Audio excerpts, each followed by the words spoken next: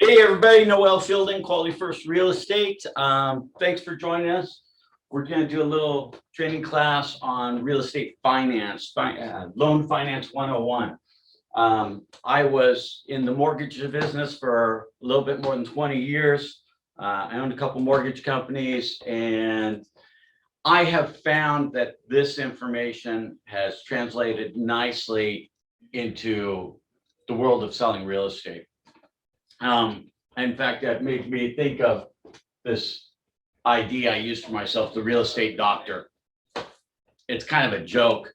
Adam and I were doing a series of these podcasts and stuff like that, and I thought we'll do the real estate professional and the real estate doctor, and we'll be like wear lab coats, and it'll be kind of a funny thing. We might still do that for Halloween, but it really made me think a lot about the idea of having the cure and having the right medicine for a real estate transaction.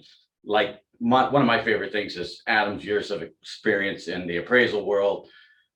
It's great. I try and extrapolate as much information from him on that, and we utilize it just the other day on a kind of a figuring out some land value and stuff like that. So it's great.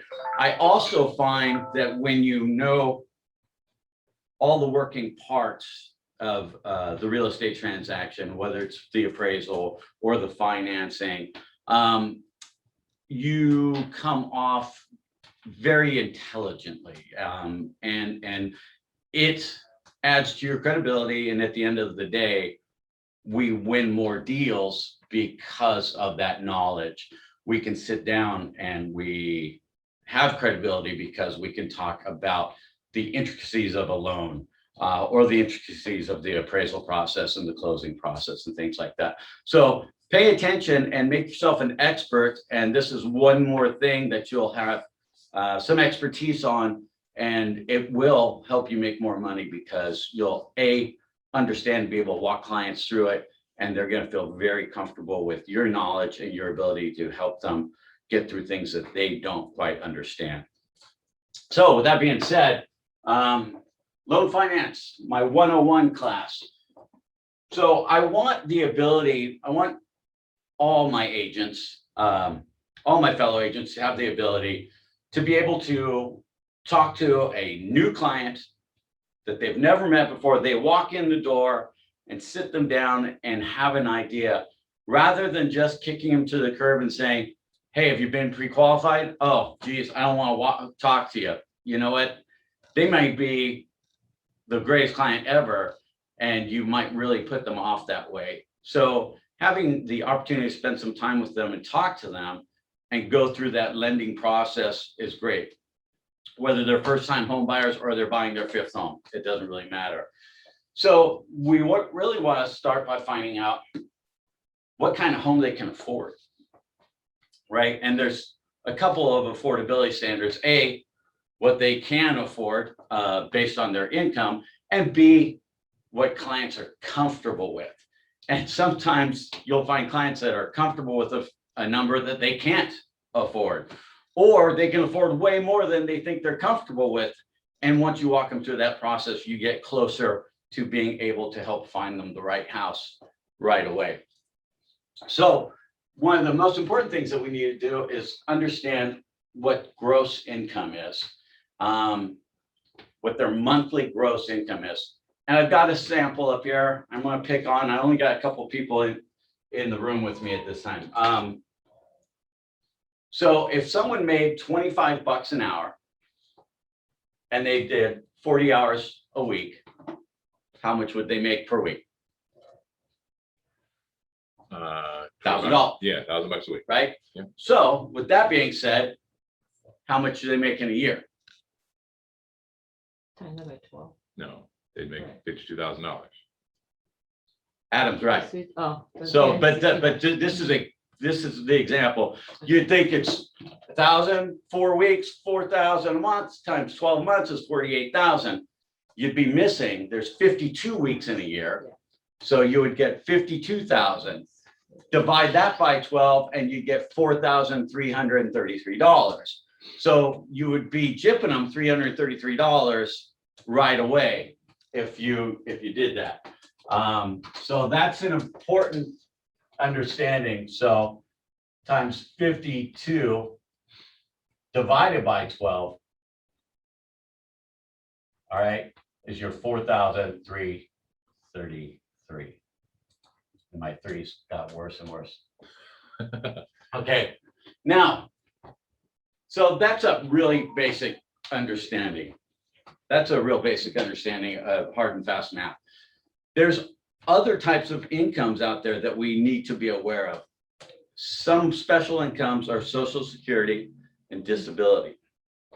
So what's a unique thing about Social Security income? Anybody? Is it fixed? Is it fixed? It is fixed. It is fixed, but it's non-taxable income. So when the lender's talking about using gross income, okay, they will gross up the disability income or the Social Security. And I forget what the percentage is, I'll be honest, but it's like 15% that they add on. So if you're making, It's non-taxable? because Social Oh. Security is non-taxable income, right? It's already a net income Oh, in the okay. lender's eyes. So to gross it up, they're going to add to it about 15%. Okay, so 3,000 is 3,000 plus 15% is going to be another, what? $500 or $500. So you would be adding significant amount of money to their monthly gross income, right? So that's great. So we know what they're making per month. This guy's making $4,333 per month. Now, how much home can he afford? Well, the lender is going to have a maximum debt to income ratio that they're going to allow. And that debt to income ratio can vary a little bit based on credit score and credit risk, right? This is one thing we won't know because we're not pulling their credit, all right? Plus, we don't know what that lender's credit model is going to be, what they're using as their credit criteria. But I can tell you this, the most that a lender will generally do is 45% debt to income ratio. Okay. Explain debt to income ratio, Noel, just in Right. case somebody is unfamiliar with what that. So actually what is. percentage of their income are they going to allow them to use? Right? That's your debt to income ratio. So they're going to take your income and subtract out your debt, and that's going to leave your housing allowance. So we've got 45%, 45%. And you know what? There's an easy way. You could go to 50%. You'd be wrong because it'd be too much. But So you said total debt minus their income, or the income minus the total debt? so you're going to take their total income. Okay. You're going to take, hey, Jackie. No, don't be sorry at all. Come in, grab that one. Pop right in. Okay, so total income. So you're going to take your gross monthly income and we're going to divide it by 45%. And this is 4,333 divided by 45%.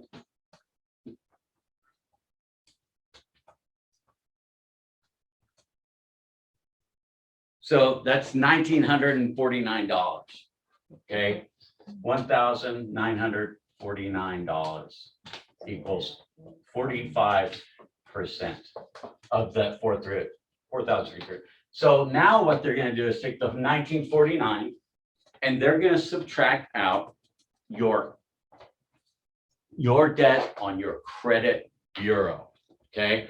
So they're not talking about your car insurance, your gas, your food budget. That's why they're taking only 45%. They're leaving that other 55% of your income to pay For the rest. childcare and all that other stuff, right? They only want so much allotted to your credit expenses. Mhm. So if you don't have a lot of credit debt, you do want to show some credit worthiness. So having zero credit is not your friend in the lending world, right? Having credit cards open that have lots of available credit on them is a good business model for you, because it'll jack up your credit score. It'll keep your credit score high. It will show the ability to have credit and not need it. And it'll show proper credit management. And that's a model that you want to have. So as you're talking to your first-time home buyer and oh, I'm so proud, I don't have any credit at all, you're going to be concerned. Your lenders generally want to see at least 3 trade lines of at least 2 years or more. Okay. So if you don't have that, lenders will look at alternative trade lines, meaning your cable company, right? You've been with Comcast for 5 years. Great. They'll look at that. Your PG&E, they will look at. Those are alternative trades, but you're kind of looking at a more boutique type of lender at that point, and you're probably going to have more cost and higher interest rates with that guy. Yeah, I have a question because I have a brother that I'm trying to pre-qual him, but he lives in Minnesota.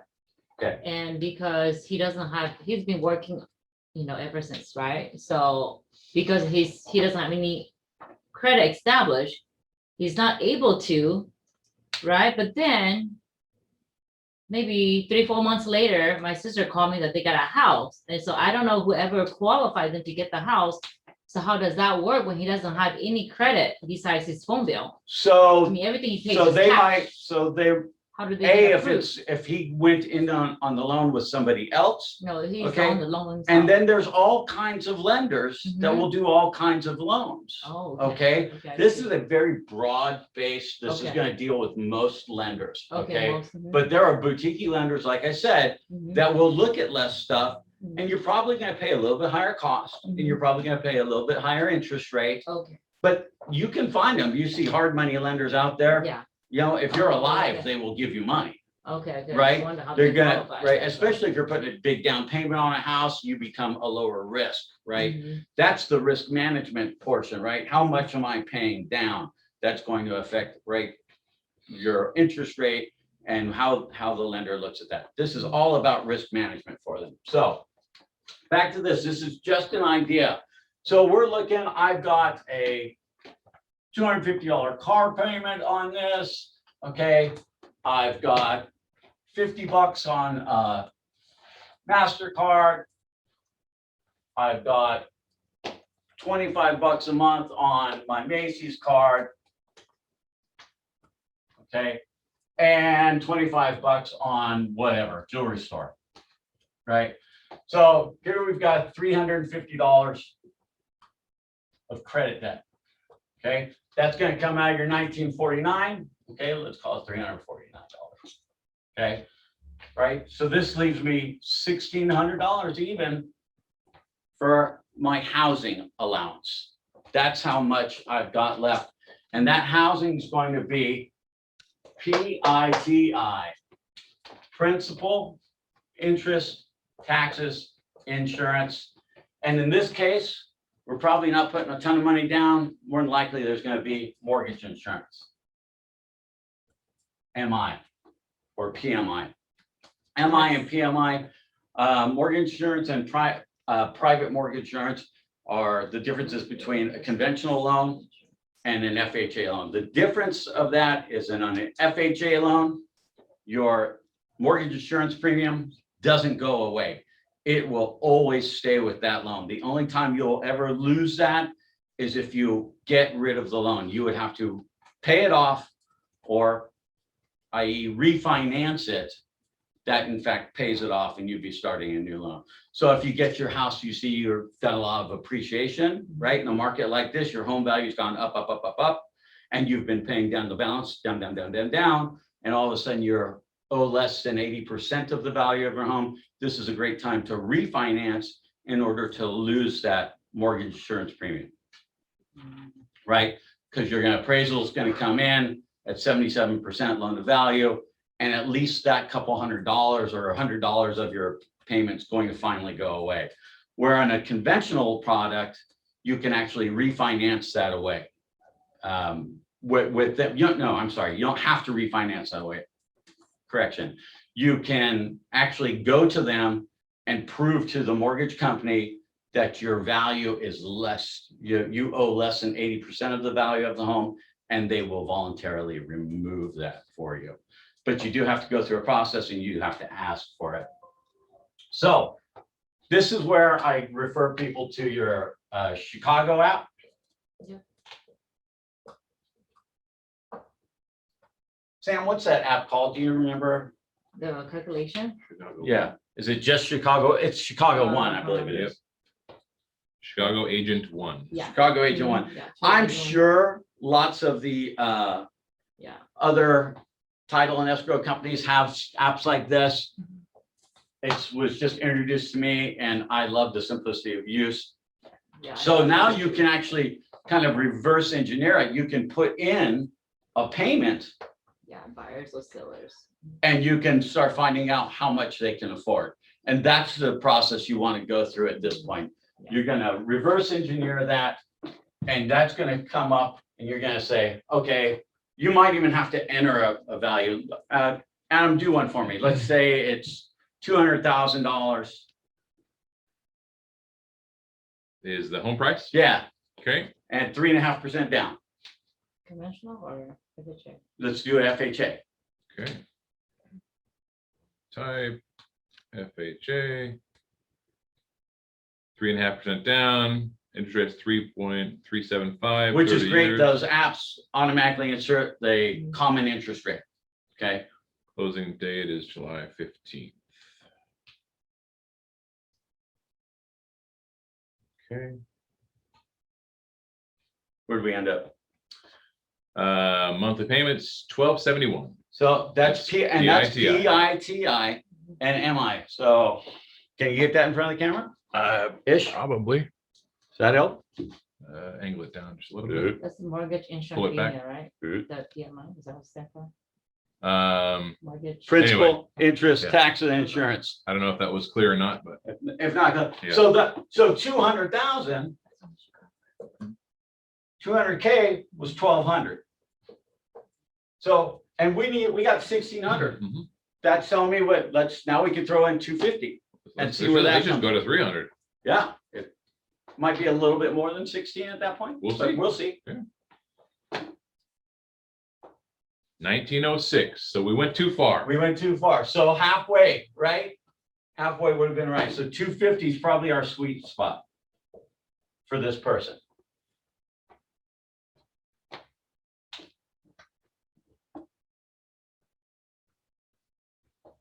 Calculating. Yeah. 1589. 1589. Yeah. Sweet. All right. So 250K. So we actually know we can probably bid to 255 or something like that. We're shopping. And that's just his income. If there's two people, you're gonna do better, right? Either that or they can shop at Macy's, $11 more a month. They absolutely can. Or they could, or, so this is actually a great Go to the jewelry great thing. Or depending on what these things are, The balances. pay them off. Pay them off and buy yourself an extra 50, $100 a month, paying off these little things, right? You're probably not gonna pay off the car right away, but you might pay off some of these other little things. That's increasing your numbers. And now all of a sudden, maybe you are at that, right?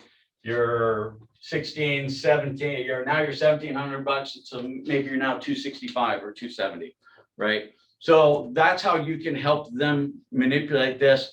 And now you're in a position with a brand new buyer, just walked in. You've had an intelligent conversation with them. They're sold. They love you. And believe me, they don't want to do this with 100 people, right? They've already done it with you. You've showed that you have the experience and the knowledge to walk them through this process. They're going to go with you. You've got yourself a buyer. You've got yourself a buyer. So this is a really, really great thing to understand, have some fundamental knowledge of, right? And you can sit down, have a great conversation, and convert them. Okay, so Sam and I had a conversation with one of her clients the other day, and she was freaking out a little bit. Her closing costs varied. She got their loan estimate. It was like $1,500 or Jumping. right, and it was ended up no, it was 15,000. Sorry, and it was and it came out to be 17,000 as we got closer to closing.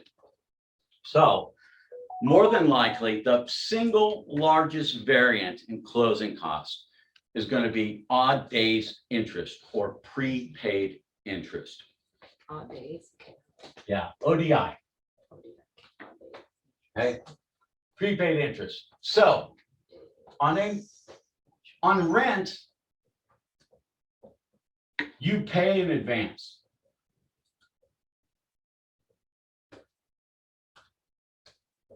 Okay, so on May 1st or June 1st, I paid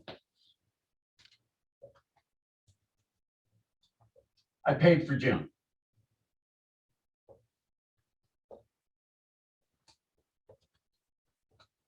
On a mortgage, you pay in arrears.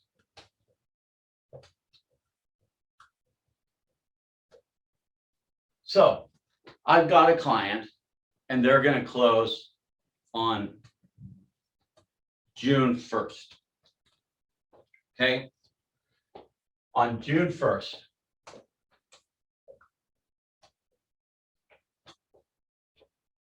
Their first billing cycle will begin on July 1st.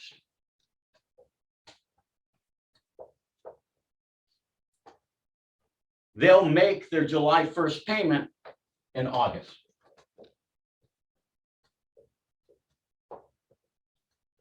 Okay, so from June 1st to July 1st, you don't get that money for free, right?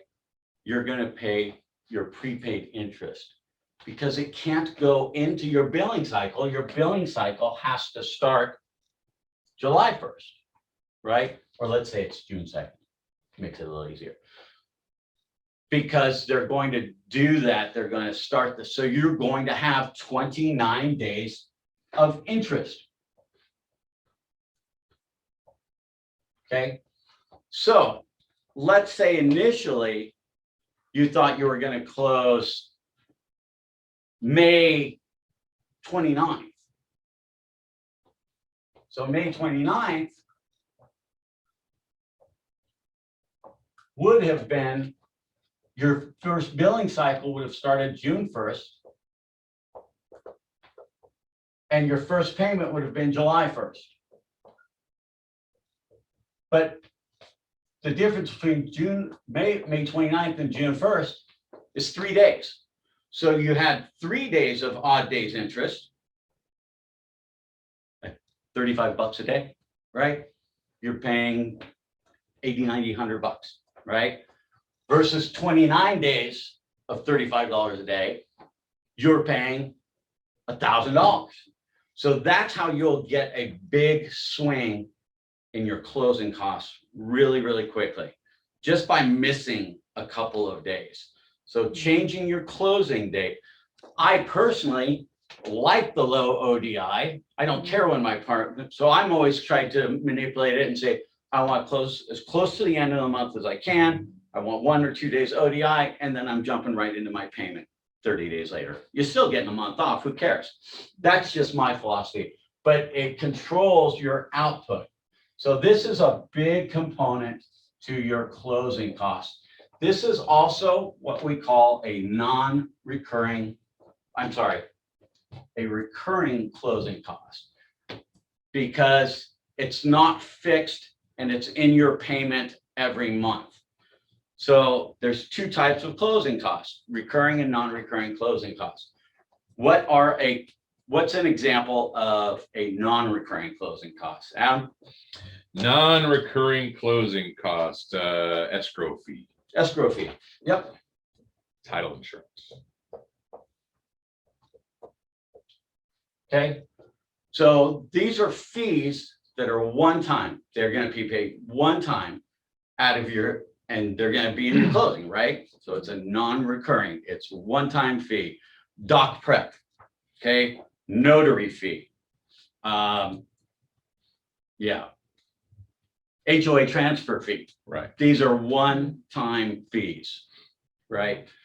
One time. And so I am always hesitant to quote what they are.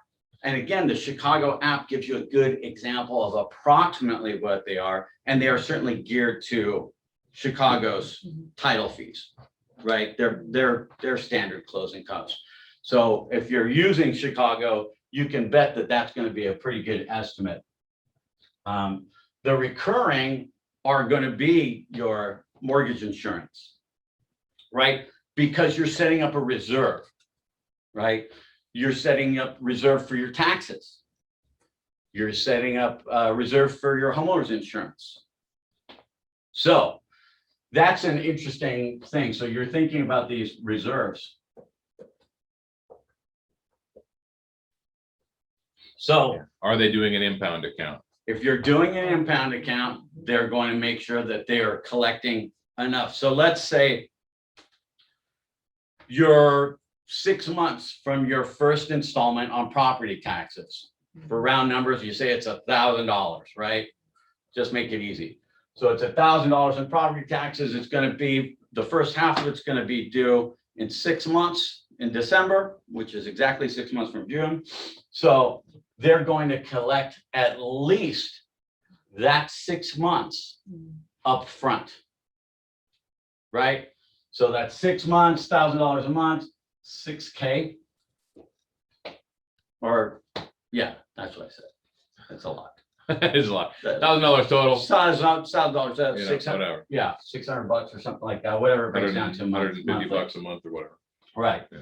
So that's gonna, and then that rest is gonna go in your payment. So they always want to make sure you have more than enough money when the taxes come due, right? They don't want to purge your whole account and have you at zero. They always want to have more than enough because, gosh dang it, it's almost always calculated incorrectly. And you end up getting a check back from the county recorder for this and that and the other thing. So these are recurring closing costs. They're going to have a reserve and it's going to be in your payment. Okay. So the Chicago app is going to help you understand this big bad boy, right? Yes. Your cash to close. Okay.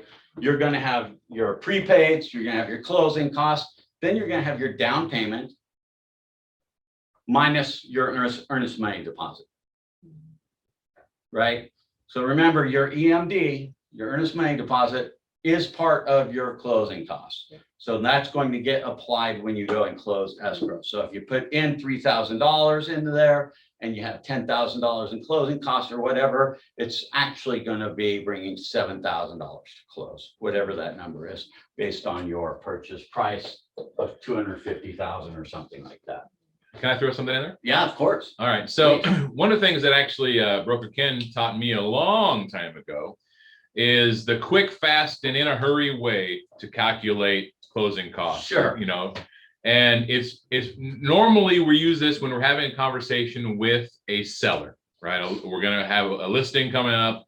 We're crunching the numbers for them.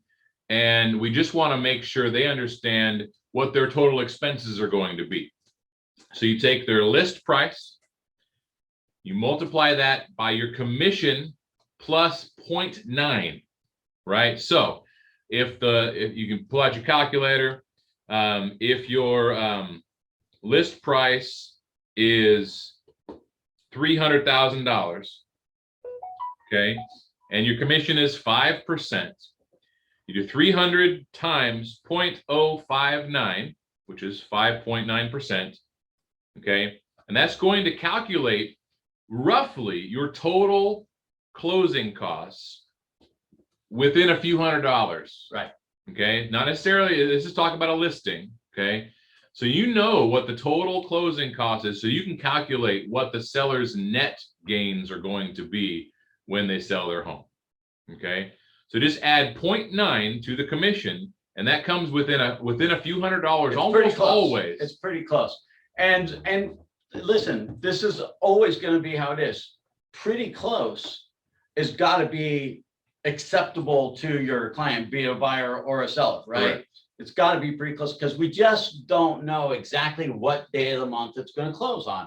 And you can see that from the 29th to the 1st of the next month constitutes a huge, fundamentally a huge difference for a buyer in terms of closing costs and what they need to bring to the table.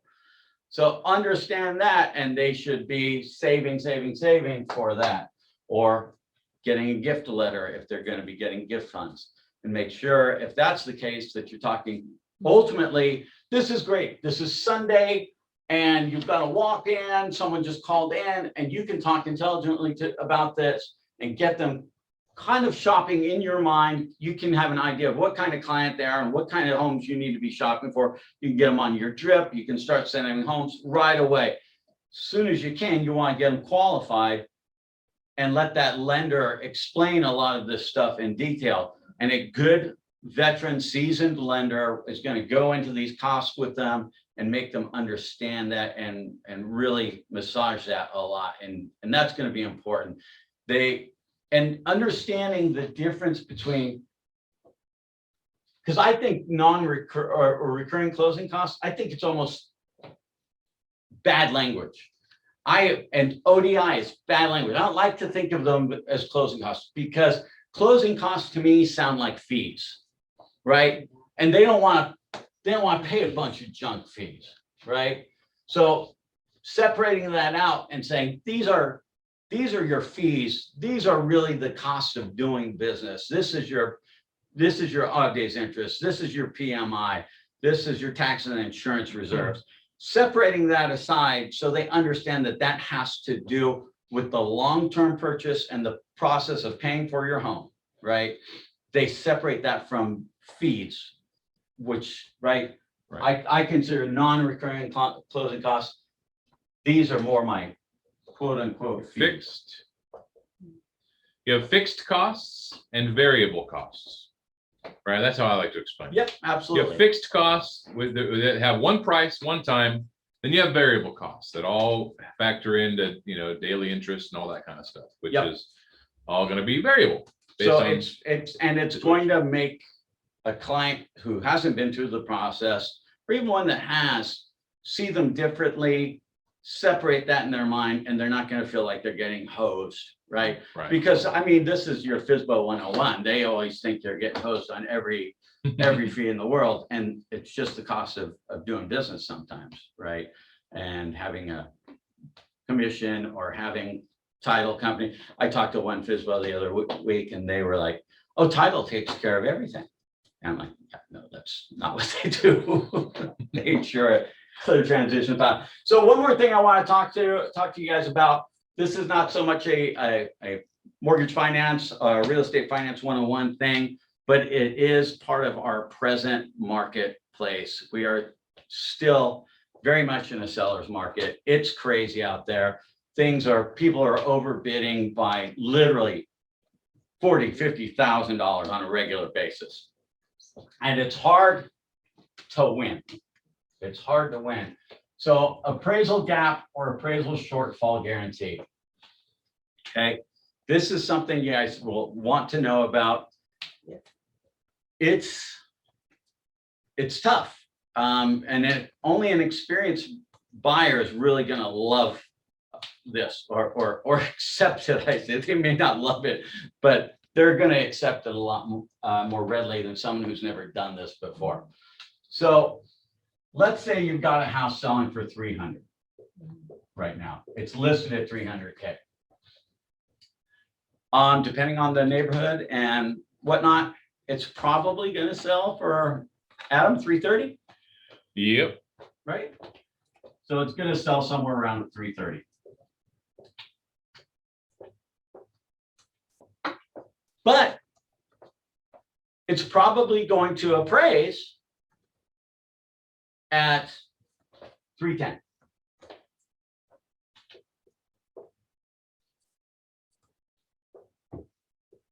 Okay.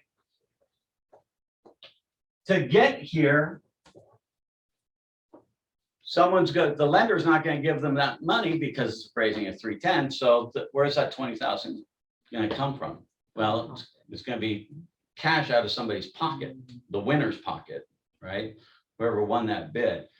So when you make your offer at 330 and the listing agent knows it's going to probably appraise at 310, right? They did their comps. They know what's happening, right? Hopefully they're a good listing agent. So I can have two offers. I can have an offer at 370 with no appraisal guarantee. It's worthless because it's going to go at 310. Okay. Now they're going to come back when the appraisal comes in, because it's part of your, right, your RPA, that the appraisal is part of the process of getting your loan approval, right? So it comes in short, and the buyer's going to come back and say, yeah, we want to buy it for 310 now. And they don't want it to go for 310. They just had you offer them 370, the seller's probably going to say no and go back on the market. And someone else is going to come in at a different value and get the deal. The appraisal shortfall guarantee. So if I said I'm going to offer 330, but I'm going to guarantee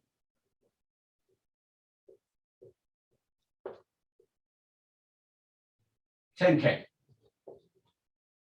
on an appraisal shortfall or appraisal gap. So it comes in at 310. I guarantee 10,000 cash, and you're going to have to show proof of funds, right? They're going to want additional, not from the loan, right? Not from the lender, right? right. This is out your of pocket? yeah. Oh, The okay, lender's I going to lend on the appraised value. see. Okay, I see. Okay. So this guarantee is cash. It's coming out of your pocket. And that's why you need to show a proof of funds, that you've got enough money for your down payment, closing costs, and an appraisal shortfall guarantee. Mhm. And now you're going to close that deal at 320. Theoretically, I see. if they accept that, the seller does not still have to accept this, as we well know, right? I had someone try and fight me and say, no. We offered $10,000 of that, so you need to close at 320. I said, no, I don't need to do anything. Okay, the purchase price was 330. So if you want it, I don't care what this was. You're going to have to find a way to get us the other $20,000 or the other $10,000 in this case. And that comes in two forms. You can try to get the appraiser to adjust, Mhm. right?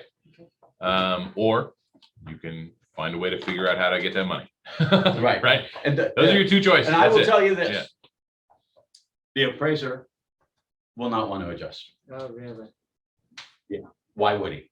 He's already went and done the job, Makes it look foolish. makes him look wrong. You better find a problem with the appraisal to sort that out. Even then, you're swimming upstream. So again, the buyer does not agree. They want 320. Serve them notice to perform. Give them their time. If they don't close, you go back on the market and go get your proper buyer. Yeah. So Okay. knowing if I'm the listing agent on this deal, I got the offer at 330. I'm pretty sure it's going to appraise for 310. I'm looking for what kind of guarantee? How much? 20K, right? I need to get to 330. They need to guarantee 20 to go on top of the 310 that I'm sure it's gonna appraise for. That's gonna get us to 330. That's gonna be your winning offer. Right? That's But we're gonna only be, with this market. Well, it could be, yeah. So I typed in the chat in the Zoom window, the language that I've been using for this specific thing for my buyers, okay? I've been typing, and I quote, "In the event of an appraisal shortfall, comma, buyer will contribute up to X dollars to offset the appraisal, not to exceed the contract price." and that's your last line right there. Okay. We are not going to exceed 330. So just because I'm doing a $20,000 appraisal shortfall guarantee, let's say it comes in at 315, that doesn't make the purchase price 335 now. Right? And that could be interpreted that way. You would guarantee them $20,000 against an appraisal shortfall, and you go appraise for 315, surprisingly enough. So now you're 335. Yeah, no, we don't want to do that. Yep.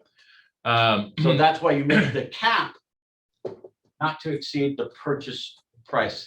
Right. And here's the crazier version of what's actually happening nowadays is buyers are waiving the appraisal contingency, which means that they are guaranteeing their contract price.